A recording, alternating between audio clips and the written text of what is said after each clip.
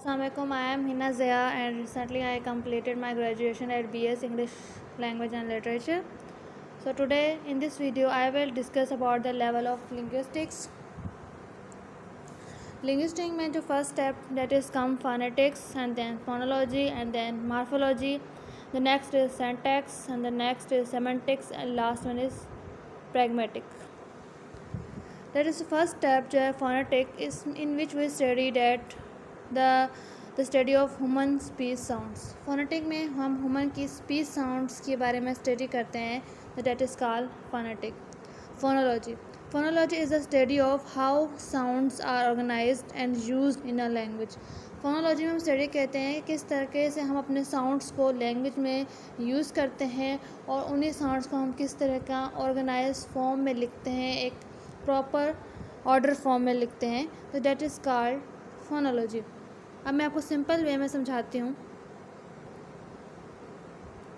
For instance phonetic में आप example देखें ए बी टी, ये डिफरेंट फनीम्स हैं. अगर आप इनके साउंड प्रोड्यूस करें तो ए का जो साउंड जो होगा वो डेट इज़ आ, बी का बा, टी का टा. तो देखिए डिफरेंट फनीम्स हैं, वो डिफरेंट जो है आप साउंड्स क्या कर रहे हैं, प्रोड्यूस कर रहे हैं. ठीक है.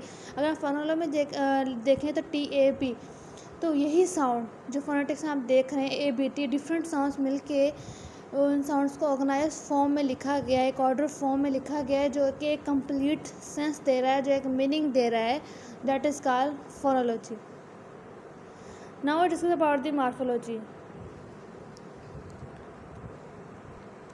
Morphology is a study of words and other meaningful units of language like suffixes and prefix. Morphology में हम वर्ड्स के बारे में स्टडी करते हैं जिसमें सुफिक्सेस आ जाते हैं और प्रीफिक्सेस आ जाते हैं. For instance car, cars. अब कार्स जो है हमने सुफिक्स लगा दिया है, एस लगाया है तो कार बन गया है. तो कार जो है कार्स है वो कार्स से क्या कर रहा है, डिफरेंट मीनिंग दे रहा है. दूसरा जो एग्जांपल है लाइक, अनलाइक. लाइक में हमने प्रीफिक्स लगाया है अनलाइक, तो ये क्या दे रहा है, डिफरेंट मीनिंग दे रहा है लाइक से. वर्ड्स के बारे में स्टडी कर रहे हैं तो हम क्या करें, इसे हम मॉर्फोलॉजी कहते हैं. Now discuss about the syntax.